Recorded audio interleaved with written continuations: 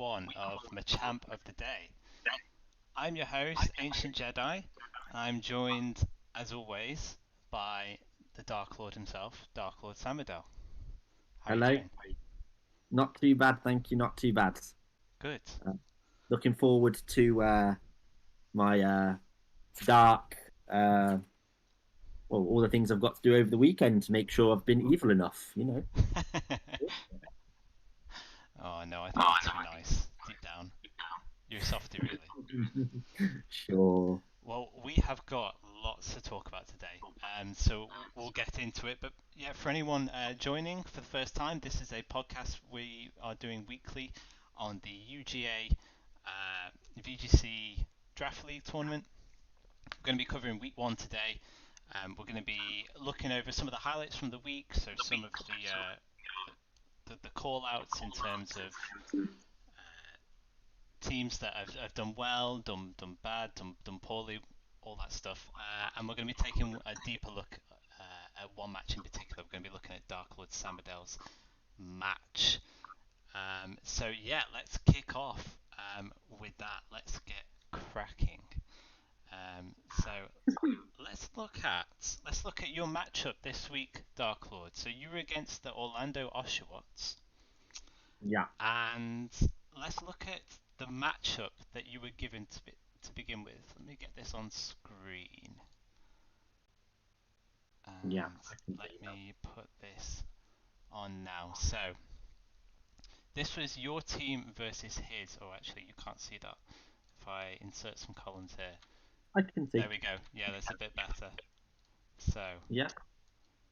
let's talk about this to begin with. So, what were your thoughts when when you're looking at this matchup? Your first opponent in your first ever VGC tournament, actually. Yeah.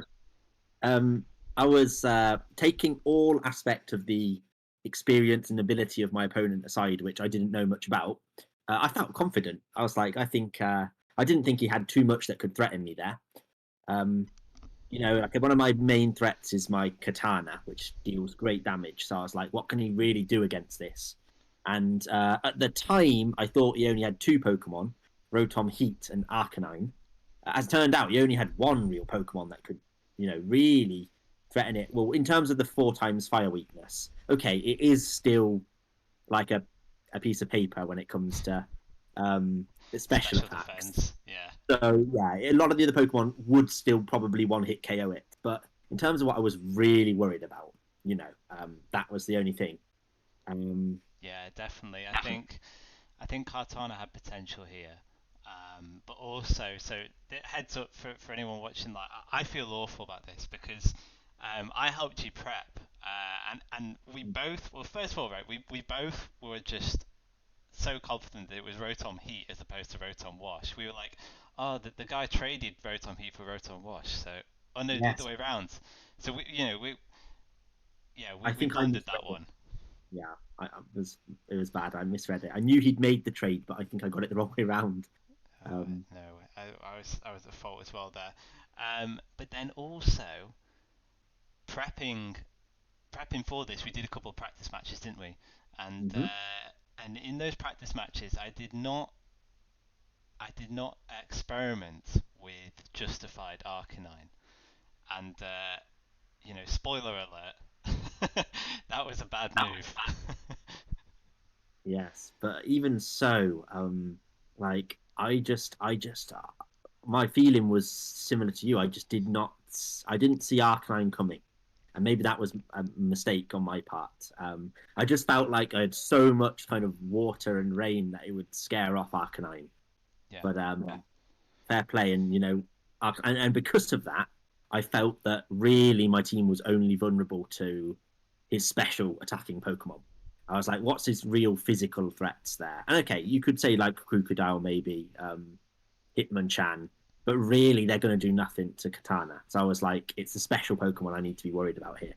yeah, Um, so yeah, I kind of put a lot of my effort, my EVs into the the special the defenses of special my side. Pokemon as well. So I was also, I don't know if any of it would have made a difference given that how strong Arcanine's attack was after the beat up, but I think had Suicune really been fully in defense, it may have just clung on with the 3 times boost because Suicune was pretty solid. But Yeah, anyway, well, let's get into that right now. So let me open up the match, and then let's just skip across to the recording, and let's just have a look play by play. So you see the team on the left here. So any surprises when he brought these 6? they were all the ones I'd expected except Arcanine. And now we know it well. Now I know it wasn't Rotom Peak. I think I would have expected Arcanine. Yeah, we had a shock. It was like, wait, he's brought Rotom Wash. That's illegal. Yeah, sorry. Exactly. It wasn't illegal. We just screwed up. I was really not sure what to bring. But you stuck with your game plan. I did. You plan on being Suicune and Star Baby. Turn that down just a tad. Just let me know if it's too loud from my end. Sometimes my laptop's rubbish and plays sound bad. I think you're okay for now. I think I could hear a little bit of double back, but not that much. It's fine. Good. Okay, so he led Wintercart Arcanine. Yeah. And then your game plan was Suicune, Grimmsnarl. So what were you thinking at this point? This was fine, I think. Obviously, I didn't know about the Arcanine strat that was coming. So I was really not worried. I was just like, well, you know, like these Pokemon for me, I feel like I had everything over the top of it. So I just, obviously still expecting, other than Arcanine, which is more physical attack, right? I was still expecting special Pokemon. So for me, it was like, I'm going to put the light screen up. Yeah, what was Whimsicott going to do at this point? Given that I didn't know what was coming. Also Tailwind, that was all I could really think, so I didn't see any need to, use my Fake Out at this point. Yeah, well, actually, that turned out to be a very good play, and watching the other analysis the guys did of the week today, and they also commended it, because right off the bat here, your opponent does double protect, sort of trying to scout, really, for what you're trying to scout for that Fake Out, and as it turned out, you went for the Tailwind instead, which is a really good move. You instantly got that speed control, and also you were able to hide your Fake Out. You were able to preserve it for later, which actually worked out for you. This was the move though. Now, I even told myself at home I was off to a great start, and I was like, "There's no need to do the stupid move and max Geyser into Arcanine. He's going to swap it out." Yeah. So I was just like, "Why don't I go for?" I think I should have maybe gone for the Whimsicott instead with Max, whatever the Air one is. Airstream. Airstream, yeah. Because I knew he'd swap it out there. I just knew. Why? Yeah, you're not going to. Right? You're not going to leave that. Yeah, well, it's a very good play. I mean, I think we all, me myself, like I can get quite stressed actually playing games, playing Wi-Fi games, especially Draft League games, and you sort of. You're like, oh, I'm in a great position, I've just got to now just like max and just go for it. So yeah, I think we've all done the same thing before. So you max, Whimsicott goes for Tailwind. Yeah. Grimmsnarl taunt for Whimsicott, that's right. Obviously I'm a turn too slow anyway, so if I could have got that up before the Tailwind, that's really what I would have liked. True, but then you would think, you stop it from going for any other sort of... Any other thing it would have had maybe, yeah. It's not the worst thing, I guess. But I feel like maybe an attack on Grimmsnarl there would have just been bad. Okay, so Rotom comes in, takes the hit. Takes the hit, doesn't it? That Rotom down. And then I think you're going for an Airstream here. This is where I try and take out the Whimsicott, yes. Yeah. So I should have doubled. I was, for some reason, confident that it wouldn't have Sash. Well, yeah, Sash is quite common on Whimsicott. Yeah, so I need to learn these things, but Rotom protected itself. I mean, well, I was okay with that in the sense that, I was going for Whimsicott mainly. But, yeah, I would have, Grimmsnarl took that fine. Yeah, if I'd have doubled it, I would have felt good. It's still not a bad play. At the moment, you're still in a decent position. The only thing you could argue is that you're not getting that full value out of your max here. Exactly, yeah. I felt that. I felt the Rotom switch was really good. But then, you didn't know what was to come either. No, I didn't. I still felt, overall good at this stage. Exactly. So just Like, I'm thinking what's he going to max and what's really going to do damage. yeah. And I'm thinking it's probably something else in the very back, because even if Arcanine was maxed, without any buffs, I felt like it was still going to struggle to bring down Suicune.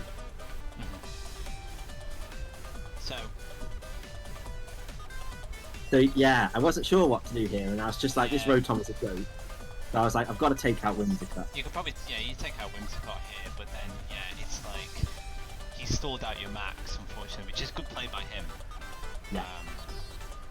Yeah, it was good. In fact, I think it was a last-minute decision there. I wasn't sure what to do. I was running out of time. This is the play. This is the read of the week. It ended up being completely fluky. Well, TBC, if it was actually the read of the week, we'll get onto that. But yeah, look at this for a play here. Max Geyser into the Crocodile. Yeah, it was quite a fluke. That was quite good though. I mean, what better way to get your first kill? Yeah, I was happy. Rotom switched out. Yeah, Rotom switches out. Let's see who brings in. So I guess from his perspective now, he's actually saved his Whimsicott, hasn't he? So he's quite lucky at that focus slash, thinking of his beat up strategy, because I would, it could have been eliminated almost by this point, but he's able to bring Whimsicott back in. Here's the start of it. So the Grimmsnarl attacks into the Arcanine, and then this Justified comes up. And I'm like, I don't know what that is. But its attack gets boosted. And I don't even know what this ability is at this stage. So I'm thinking, is that I don't know if you get swapped into and you get attacked, and you get a boost or something? This is the cruel moment where you fully learn what Justified can do as an ability. Yeah. But you're still unaware, really. You're just like, oh, he's got an attack boost, so what? He's got speed and an attack boost. I'm like, that one attack's not going to take out Suicune. So, I'm feeling good still. Can't even remember what going through my mind was. Well, let's skip, because you're being quite. You're not really sure at this stage, because you're not. Well, in your mind, you don't know what Arcanine's going to do. Why is that? Pokemon, he's only got one attack boost. I expected this. This is what I expected. I was like, it's not going to live against Suicune unless it matters. In the rain, I'm probably going to use a water attack. Yeah. Well, maybe he'll go first. But... Arcanine maxes, and then the beat up begins. Yeah, it is. At this point, you're just like, what? Yeah, I could not believe what I was seeing. I was like, what is this? Oh no. And now this thing is definitely strong enough. So he gets to plus. Actually, he gets to +4 because gets to +4. He was already at +1, and that is going to be enough to one hit KO Suicune, unfortunately.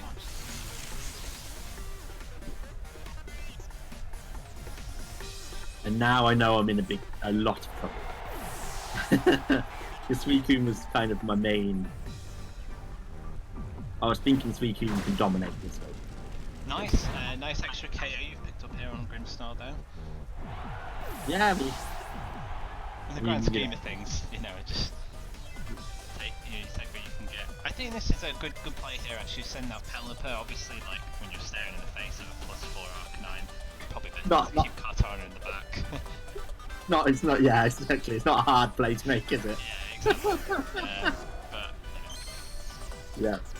Okay, now this is the pair I have left to bring down. So at least I know everything about my opponent. Rotom Wash and... Yeah, he's down to his last two. Technically you are up, but it doesn't look good at this stage. No, it doesn't look good, you're right, with how strong Arcanine is. So the question is, can I basically stall it out, or well, that's not even really what I need to do, I just need to be able to kill it. Otherwise it's going to wipe out the target. But against Rotom, I felt good. But we'll see. So what did I do? I think I just try and bring it down. Scold on Arcanine. Grimmsnarl. At this point, only Darkest Lariat is effective, and you just want to get rid of Arcanine, don't you? I do. Any and all damage at this point is good. Yeah. So here I was just hoping he didn't double pellet. So this is unfortunate. unfortunate because he's still got one. Is he under Tailwind or not? Or is Rotom just faster? I think Rotom's just faster, right? I think Rotom's just faster, but yeah, I can't remember when the Tailwind then. So that's unfortunate. Yeah, he did well to double. Yeah, and because I think it would have been close, right? The double on Arcanine may have just about had it. I got the folder. Yeah, I'm just trying to think, like, in hindsight, I don't know whether or not this would have helped, but maybe Protect on Pelipper to help stall out that extra turn. Yeah, maybe. I think I didn't bring Protect on Pelipper, and that's one of the ones I was debating. I think I went with the fact that I'd sashed it, so, but maybe I should have brought it. Yeah, no, it's no. Okay, now this was the big question. I think Tailwind had ran out at this stage. So I felt like I would be first with Katana, so I think I'd put max into speed. Yep. So I felt like this one hit, I think, can wipe out Arcanine, and then I'm in a position where I might be able to pull this out. Yeah, true. I definitely think so. I think Katana could probably take one attack from Rotom, definitely. You are faster than Arcanine base-wise, but he makes a good play. I guess I say as I'm gritting my teeth. Yeah. Ally switch, it's one of them moves that it's just unfair at times, or it feels unfair. That was very good play. Yeah, I mean. But in the circumstances of all, if it was ever a time to use it, it was then. Yeah, no, he did excellent. And I mean, if I was more experienced, I would have known that was maybe a possibility, and maybe even tried to read it, right? Yeah. But I just didn't even know that was a thing. I mean, reading Ally switch is very difficult at the best of times, but actually you picked up your third KO with Grimstar. Yeah. So, well, I think we got 2 KOs and 3 Toons without one. Oh yes, so it was right, my third kill. Yeah, but yeah, third kill, and that came close, that came down to an ally switch, really. Yeah. To lose the game. So anyway, yeah, I think we all know how this ends. You die. Yeah. So we're going into game 2. Did you have any, what did you think? Did you think you could switch it up, or what were your thoughts, having now seen what he was capable of? Well, I was worried that the same thing was going to happen, but I was just like, okay, I basically realised I have to wipe out Whimsicott. So I figured he wouldn't. I can't remember what I figured actually, but given what he started with last time, I was like, he has no incentive maybe to mix it up, so he might need the same again. This time, I think I was like, okay, I need to destroy Whimsicott.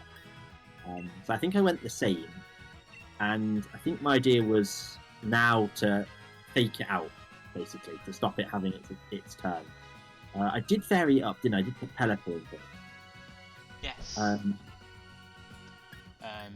Yeah. No, I agree with that. I think actually just getting speed control over the Arcanine is. Oh, I didn't actually. I think I put. You just went Suicune again. Yeah, I can't remember. I think I went the same 4. I remember this. Jolteon was a maybe, I suppose, because it's my only thing that's effective against the Wash. But I just felt like, to be honest, I needed Katana to clean up at the end. And Katana could clean it up if Arcanine wasn't there. So I went same again. I just felt like change it a little bit and I'll be okay. I think the lead is really solid. I think Jolteon could have helped with some extra speed.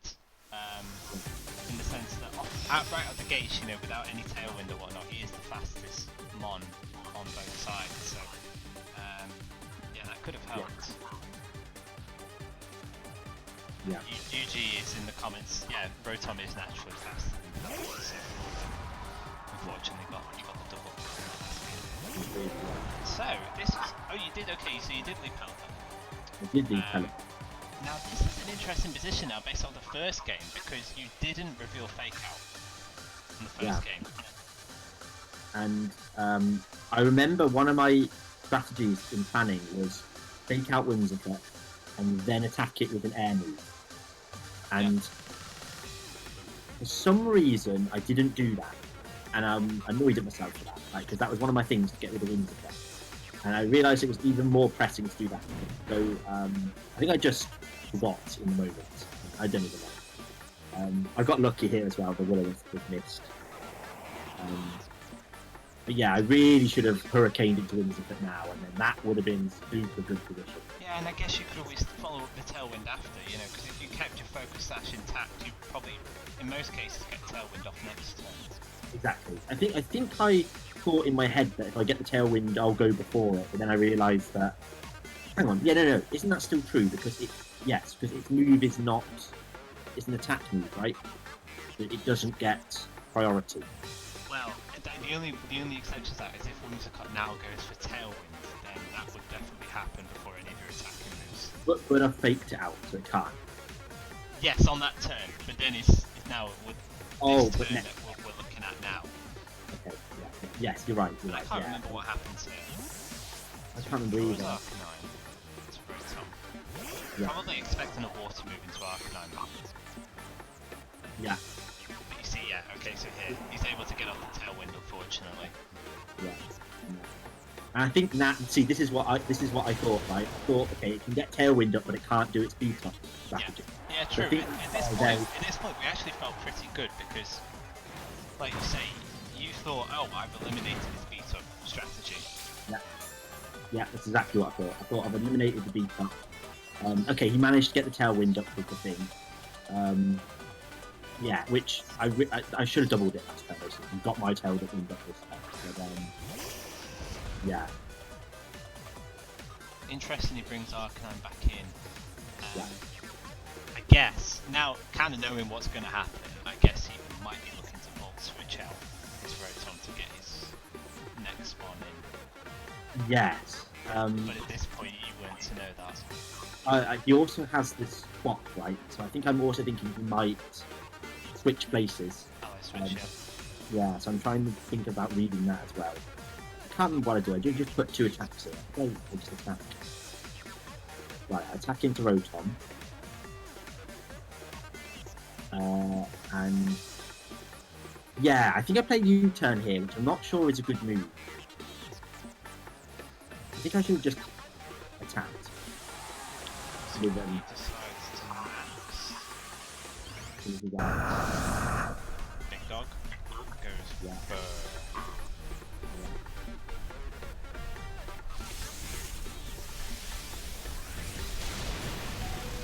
Max like Max Alpha, but you hang on. Yeah.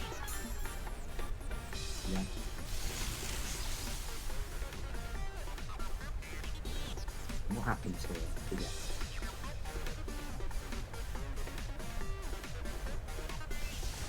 Yeah. Takes you out with Volt Switch. It does take you out, that's right, yeah. So Pelipper is doubled again. That was, this move was brutal for me as well, because the Darkest Lariat does nothing into Crocodile that comes out. Whereas it would have done solid damage against the Rotom again. Yeah, so he's able to bring out Crocodile. And I take the Intimidate. Yeah, but at this point, even still, you think, oh, well, he's not got beat up anymore, so... Yeah. Why am I worried? Yeah, I still, exactly, I still felt okay that Whimsicott was gone. I was like, well, at least that's gone. And, I can stall out Arcanine a little bit now. Yeah, so you bring in Suicune. And, Darkest Lariat. Just Darkest Lariat at this point. Yeah. I attack into Arcanine, which is stupid, but I think at this stage I still don't understand that it's a dark thing. So I think I still didn't really understand what it was.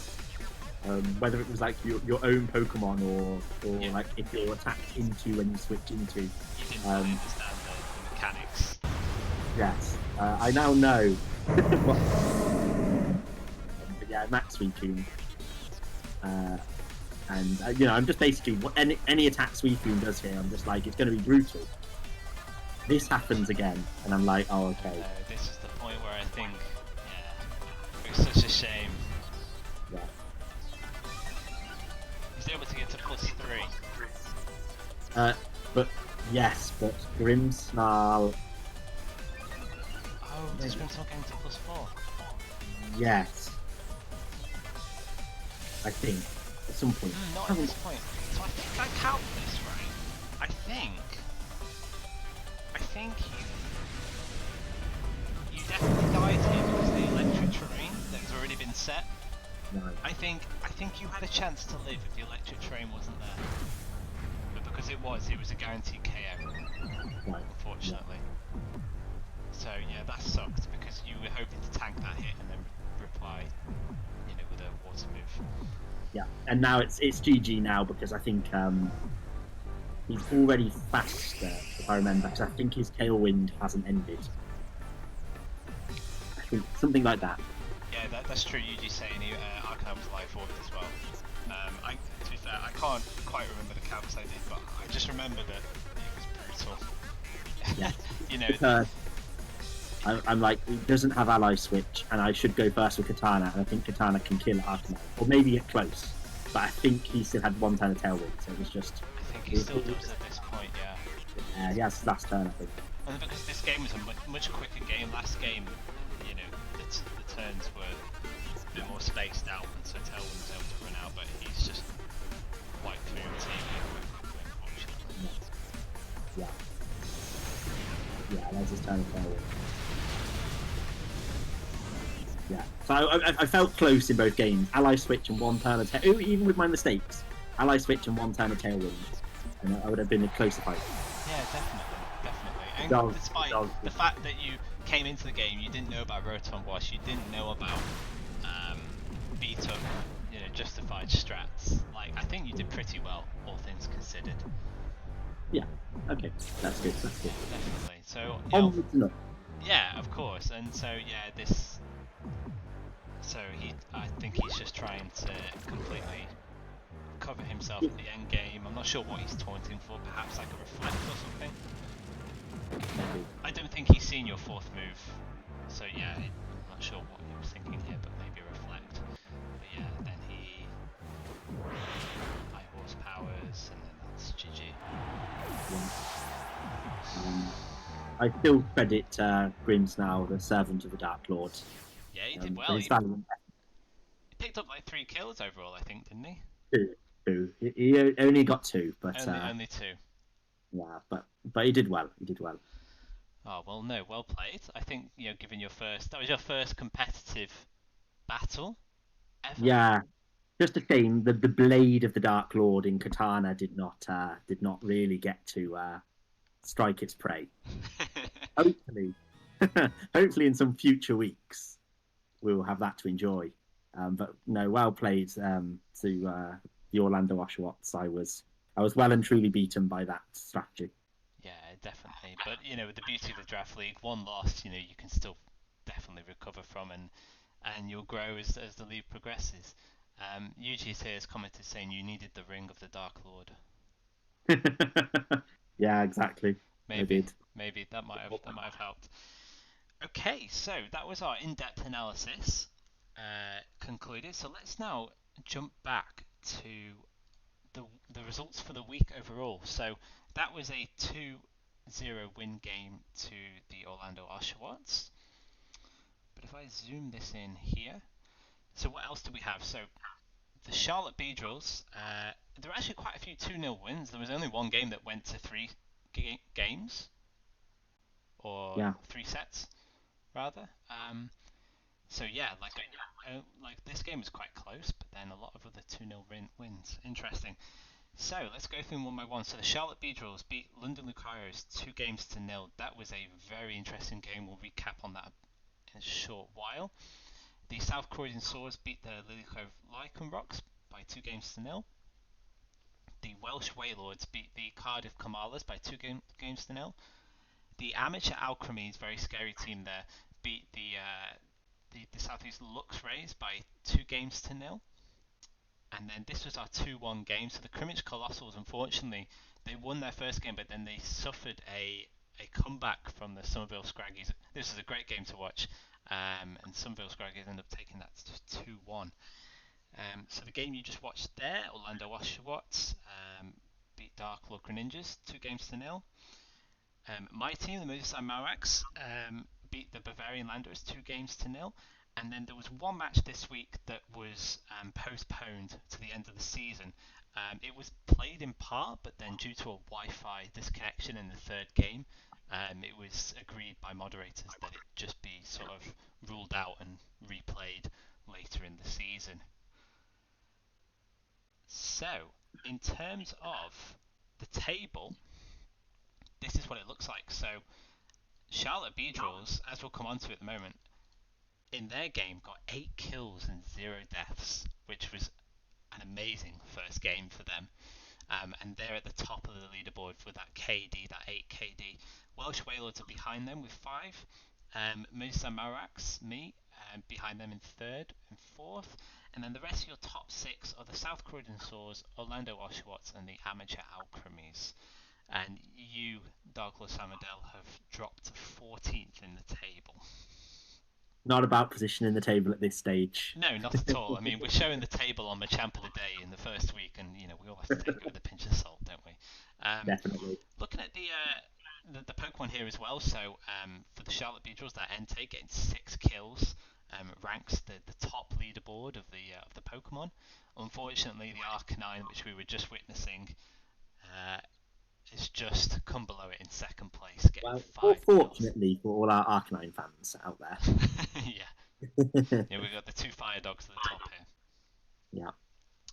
Okay, so this brings us on to hopefully a weekly fixture within this podcast, and that is our weekly awards. So the way this is going to work, I'm just moving this. There we go.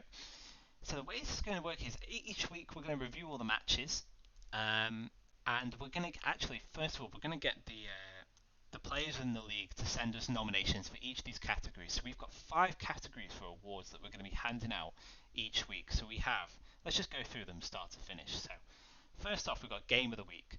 So this is going to be awarded to the coach of the team who we think just had the best game.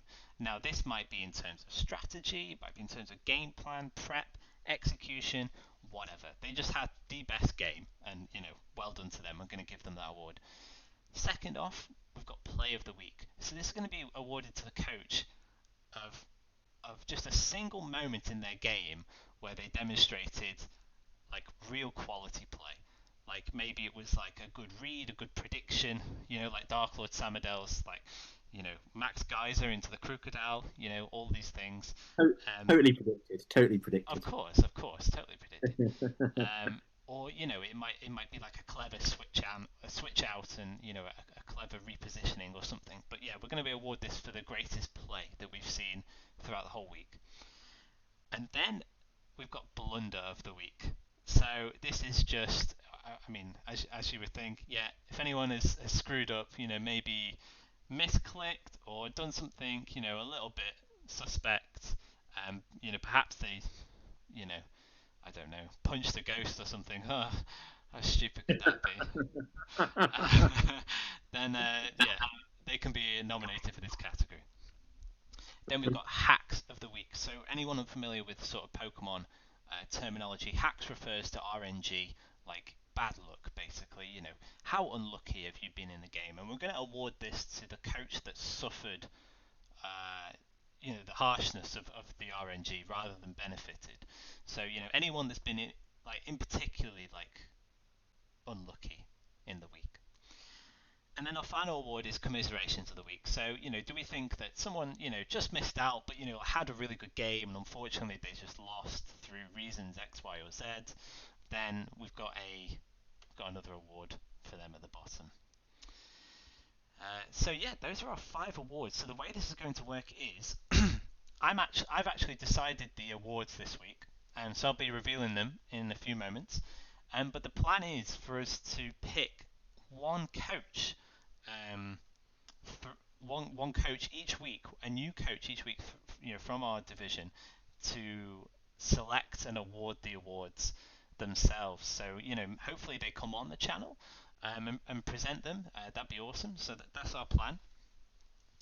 But yeah, for all sort of the coaches within our Johto division, they can submit their nominations for who they think get each award, and then the final say will go to the guest or whoever's deciding the award for that week. So for simplicity, I watched all the matches this week, and I've made my awards, made my decisions, So yeah, let's get to it. Let's go through them. So first of all, we have game of the week. So this was quite tough actually. So there are three big games. Let's say that. Okay, so there's three decent nominees for this award. So you had, first of all, you had the Orlando Oshawas, which we've just seen, play really well. I've got here Arcanine sweep. They did a bit more than that, in hindsight. They actually made some good plays. With the ally switch, switching Arcanine out, preserving it, bringing in Rotom Wash, stalling out the Dynamax. They just overall played really well. So yeah, they're definitely a nominee for this category. And then we have the Charlotte Beedrills. Now, the Charlotte Beedrills this week, they beat their opponent 8-0 in terms of kills to deaths, and they didn't even Dynamax, which was really impressive when I saw it. Very standout performance for how good a game was. So, yeah, well done to them. They're definitely in with a shot of this. Third of all, we have the Somerville Scraggies. So this was the team that fought back. It was the only team that made a comeback this week. 2-1. They lost their first game, and then they've made some really good play. Switched things around, took the information that they got from the first game, adapted, and came back, and it was a really, really good comeback. Props to them. They did some really good plays throughout, and yeah, really enjoyable to watch. So yeah, definitely a third nominee in there as well. And then I've put myself in here. I think I had a pretty good game. I spoke to Matrix afterwards, and he sort of agreed that the prep for the game was really good and it was executed really well. So I've put myself in this category here as well. But Yeah, now for sure. we Down have that Charizard. Yeah, exactly. Yeah, it was all about the Charizard and prepping against it, and it went well. Okay, so now I've taken a breath. Let's reveal our game of the week winner is. We need some sort of drum roll.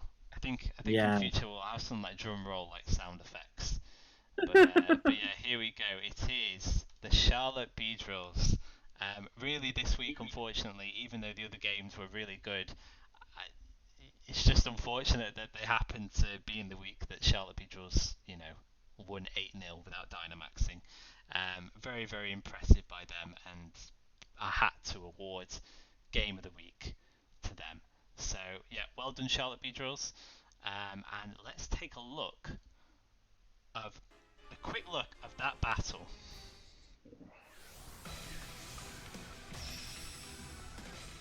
So I'm going to speed it up. Let's do this. Week 1. UGA, Joseph Division. So I'll put the links in the description afterwards so you can follow Brian on YouTube. Fantastic. Ooh. I love that Dusclops though. Beautiful looking creature. It's very nice, isn't it? Shiny. It is, yeah. Roar in the Dusclops, and we protect here. So he used Roar to eliminate the Dusclops' Trip Room, which is very, very smart. I'd not seen that before actually, but it was very smart. Avoids the fake out flinch using focus, and then Dusclops goes bye bye. And then from this point on, I'll just speed up a little bit. You'll just see the destruction. Into Scrafty.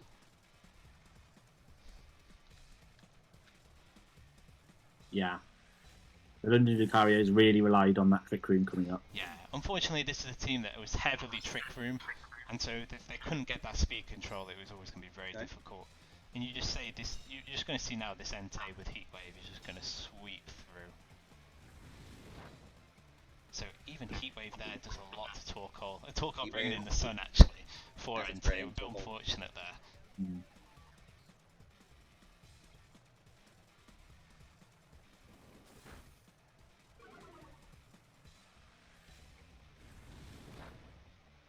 And then Torkoal goes down. Scrafty gets a Snarl off, but unfortunately it is not going to make much difference. Cavalier comes in, weak to fire. Heat Wave, and we saw Acid Spray and Scrafty. And it just gets worse and worse. I'm just going to speed this up. they switched back into Dusclops. Max, Okay. Scrafty, Yeah. but as you'll see now, to no avail whatsoever.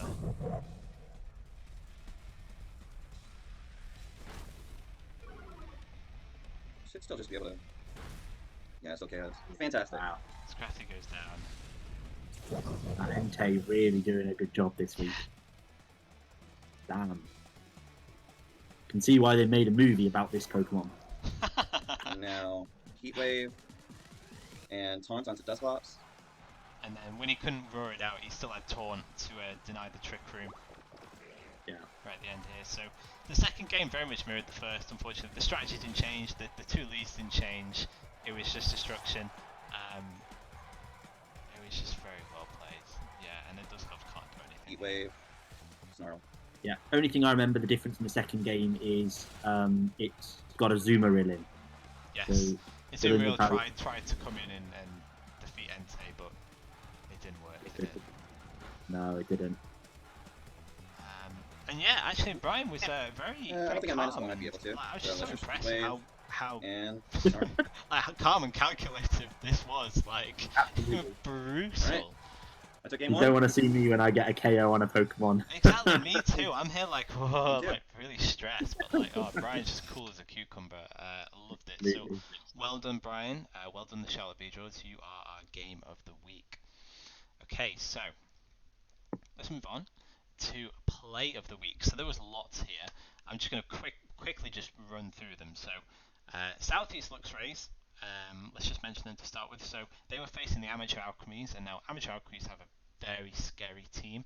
They have Alcremie, which is a Pokemon that basically has this move called Decorate, which basically gives your partner Pokemon essentially a free weakness policy boost, which just on paper is just ridiculous. Okay, to make things worse, I think it has the ability to prevent taunt, so you can't even taunt it to stop that from happening. And he was just boosting his Gmax Lapras, which was just brutal. So yeah, really hard matchup for the Luxrays there. But what they did well is they brought Haze onto Tapu Fini, and so then they brought Tapu Fini in after the Lapras had like maxed and like killed lots of stuff.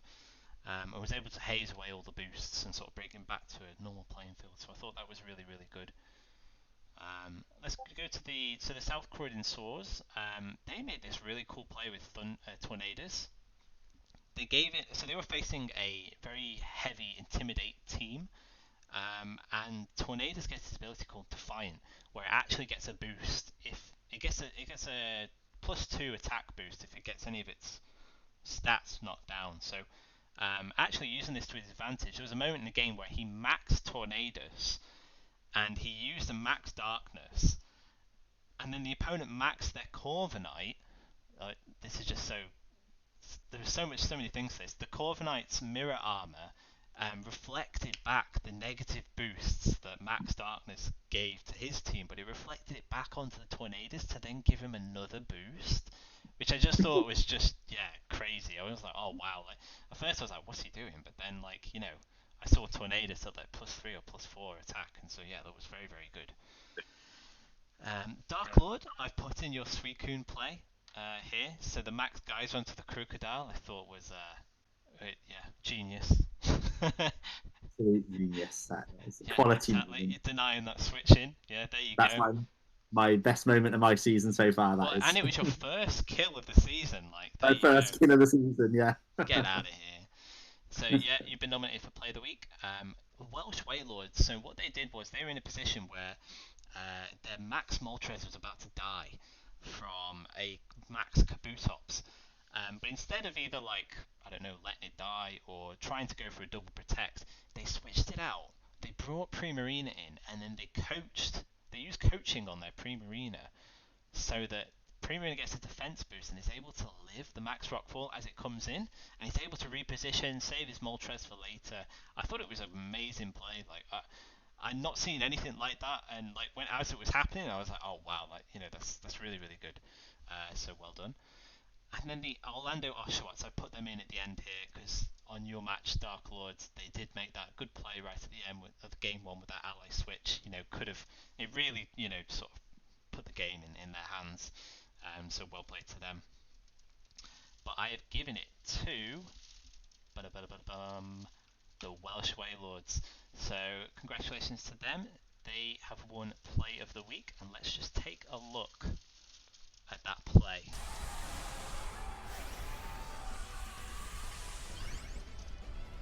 So this is their opponent here, maxing Kabutops in front of their already maxed Moltres.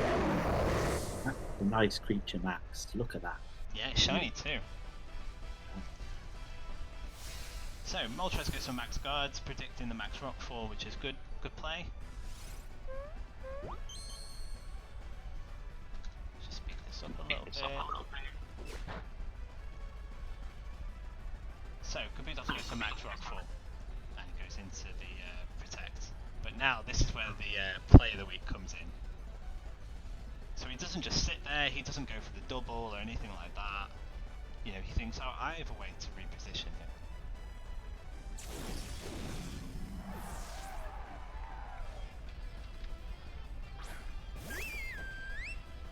Brings in Primarina.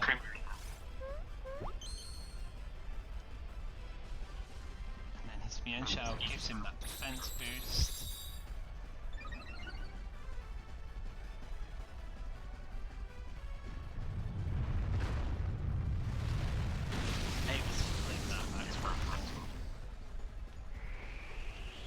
Because his opponent had Venusaur, he's now able to save his Moltres for later, which is really crucial in this game. So, yeah, very good. Very good play. Well done to the Welsh Wailords. You are our play of the week. Okay, so blunder of the week. There are only 2 nominees for this category. For at least, for what I could see at least. This Dark Lord Samadel, this may actually just be a category where we just promote our own channels. But yeah, so I made a play this week where I tried to dynamics punch a Sableye, a ghost type. I was almost, I could have sworn like no guard hits ghosts, but apparently it doesn't. So yeah, nothing happened.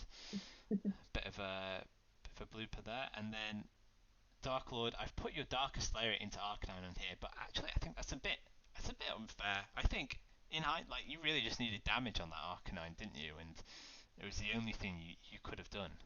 There was one at one point which was unnecessary, so that's the one. Yeah, that's the one. It was unnecessary. Fair enough. But yeah, anyway, I have given this award to me. I think it was probably the fair thing to do. I think in future, if we do invite people on and they want, we can only allow them to award themselves this category. I think that's what I'm setting as standard now. But yeah, let's take a look at that. So this is a video from my opponent, Funky93. Follow him on YouTube or Twitch. So let's take a look at this now. So you see in this turn, Noivern goes for Protect. He actually takes 2 attacks. Yeah. But then Mach-amp does nothing. Mach-amp just sits there at 1 HP. So there we go. I've awarded myself blunder of the week. Okay. So, we move on to hacks of the week. So this was a tough one. Okay, so 2 really strong contenders here. So the Cardiff Kamalas, they suffered a double rock slide miss. Now this wasn't just any double rock slide miss. They set it up so that their Clefairy helping. So actually, just after that clip we were just watching of the Welsh Wailords, that Kabutops comes back down to baby form and is in a position to max rock slide onto his opponents, and Clefairy uses helping hand for this big rock slide coming. And then it misses one of the Pokemon, and then it misses the other as well. So, yeah, a complete turn just wasted. Stricken off the record. I thought it was quite harsh. So that definitely makes it in for Hacks of the Week for the Cardiff Kamalas. And then we have the Southeast Luxrays. So what happened to them is they had 2 Muddy Water misses onto the one Pokemon that they needed to kill in this particular game. One after the other, which was very harsh. They were locked in to Muddy Water, so they couldn't do anything about it. And then they suffered a fiery wrath flinch in a very crucial moment of the game. So definitely worth a nomination of Hacks of the Week. And then I've put the London Lucarios in here with a shout because in their second game versus the Charlotte Beedrills, their Max Torkoal was one-shotted by Craydilly without even in max form, which was, it was just, it was just kind of magical to Already, see. yeah, damn. How did Craydilly get that damage? Yeah, so yeah, it was a very high roll, but yeah, just completely one-shotted Torkoal. So yeah, it was unfortunate for London Lucarios there. So I've put them in as a nominee too. But okay, so the award for this week's Hacks of the Week goes to. Oh, what have I done? Oh no. Goes to the Southeast Luxrays. In my opinion, they were the most unlucky of week one. So let's just take a look at those moments. So this was the Fiery Wrath flinch. So there's the Fiery Wrath. Okay, it's a lot of damage. Okay, Moltres is life orb. Tapu Fini then takes out Moltres with a Max Starfall. And it's at this point that Haxorus is ready to rock slide the Alcremie, hopefully for the KO, but he gets the flinch. And then goes down to Haxorus, and then unfortunately the Pokemon to then come in is the elephant, Copperaja. And Southeast Luxrays don't have anything for this Copperaja now that Haxorus is dead. It was called, So yeah, that sealed game one. And then in game two, let's look at those muddy water misses.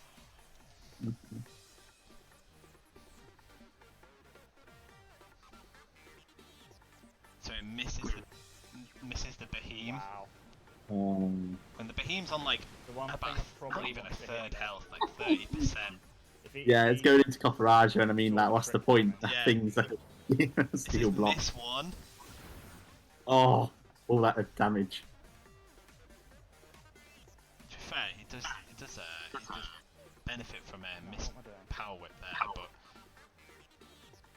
but then look, you know, now you think, okay, let me just hit this muddy water. Muddy water again. We'll have to anyway.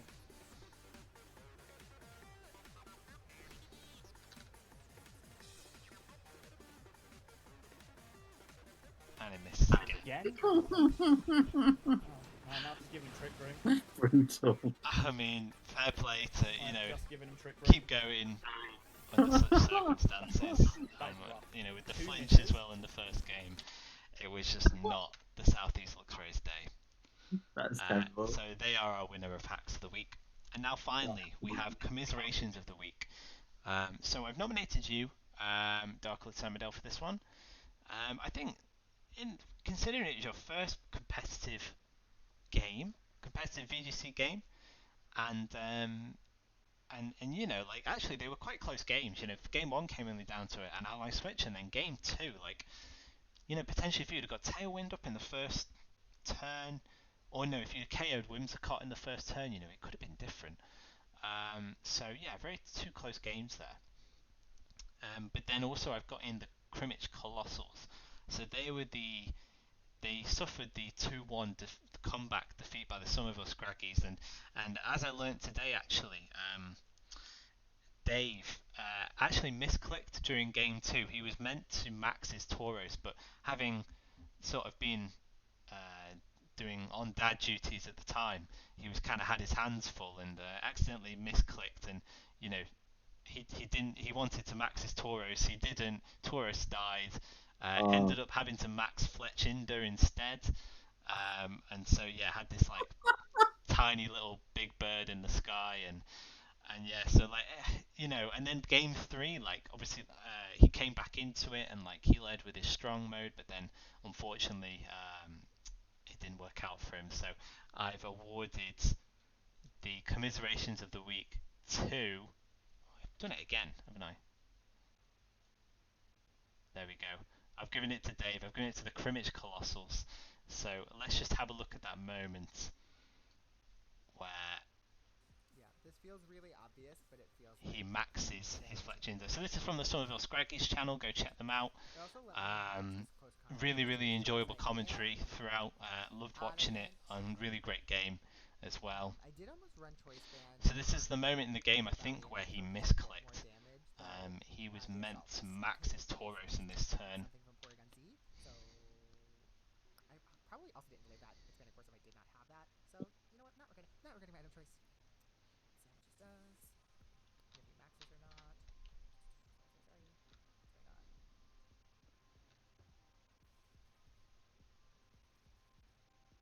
going on? Instead goes for a close combat What did Fletchinder do? that, into the Togekiss just go. doesn't Oh. do anything, and then this is Taurus goes down, Mm-hmm. which is a great turning point in the Ooh, well, match. we're up to And 42. then he's only down to, I think, Frostlass and this bird, and then he Terrible. has to max the bird. I really thought about calm. I'm saying So calm. yeah, it's worth noting that Dave played really well in the first game, like 4-0'd Which, like, I the Somerville Scraggies, that's why I built had this great way, momentum, built but it then for Gavin. just I put the suffered this more great more comeback. answer to Indeed. You know, I had chat and well done to and the Scraggies for that actually. So here's the preview of the big little guy. Oh God. I'm just fully ignoring this, but like, So yeah, it's still quite menacing actually. just like He looks quite mean. leave me alone. Airstream. Eat it. Oh, But yeah, he wasn't able to recover it from that point. So yeah, Crimmage Colossals, you are our commiserations of the week, and then that rounds up our awards. Anything to say on those, Dark Lord? I think they're all very well deserved awards. Only I think you're doing yourself a disservice. My blunder of the week may have been worse. I'm like, since when does No Guard not hit ghosts? Like, Well, that was when, very entertaining. when was ever that Yeah. ever that thing? I'm sure I'll be up for blunder of the week many another time anyway. That's what I'm saying. This is just a category where we can advertise our own channels. So yeah. Obviously you see there on the right links to all those guys. Go check them out. Great. They do great Pokemon content. And yeah, well deserving of these awards. Yuji's here in chat has said you should let chat decide blunder of the week. Now Yuji, I've unfortunately learned from the mid pack that perhaps might not be a good idea. Letting chat decide on the awards or the votes. So yeah, and with that, I'll just do a quick plug. So we're part of the EMG clan, which is just a clan between us friends. We do different games. We show we like different things, and we sort of all put it together and provide a well-versed range of content. But Yuji and Red have a podcast on Formula One and cars. So either you might be like a car enthusiast, or you might be someone like me who doesn't really know anything about cars. But I'd say go check them out. It's been really enjoyable.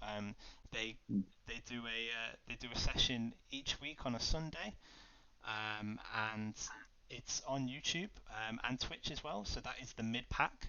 It's actually 3 p.m. GMT on Sundays, I believe. But go check them out. Really enjoyable. If you don't know anything at all, or if you like cars and yeah, you want to hear them just talk about Formula One and their interests and the latest goings on. Oh, they say they're on holiday this Sunday. Okay, well go check them out the next week anyway, the next weekend. Okay, so finally let's wrap up and let's do that with a preview of next week. So these are our fixtures for week 2. So Dark Lord, you are going against the London Lucarios, the heavy trick room team that got 8-0'd this week. What are your thoughts on that? Big London derby, this one. Yeah, I mean, I'm sure the London Lucarios are expecting to pick up, more wins throughout the season, but so I'm not by any stretch calling this like a relegation match or anything, because I'm sure they have higher aspirations than my side. But based on the results of last week, it feels like it's a important game for my side to try and get something from if we don't want to end up, bottom of the league. So big game. Hope my Pokemon are ready. We'll see. This does seem like a big game. Each team wanting to get a crucial win. UG's here has asked, who is Chelsea and who is Arsenal? Well, let's hope I'm Chelsea and they're Arsenal, but we'll see. I agree. So then we have the Somerville Scraggies, winners of that 2-1 comeback against the Aegisas Blades. They've yet to record an official win due to their postponed game. We've got the Southeast Lux Rays and the Bavarian Landers. I believe at this point in time they've actually already played, but we'll go over their result next week. We have the Welsh Wailords against the Merseyside Marowaks. So that's me versus Matrix in a top 4 clash this early on in the season. What a cracker this week is built up to be. So I'm looking forward to that one. We have the South Croydon Swords against the Drowsy Dracozolt. We have the Charlotte Beedrills versus the Orlando Oshawots. This is another top tier match. This is the battle of the Fire Dogs. This is Entei versus Arcanine. Who will be crowned the ultimate Fire Dog? Exactly. Tune in next week to find out.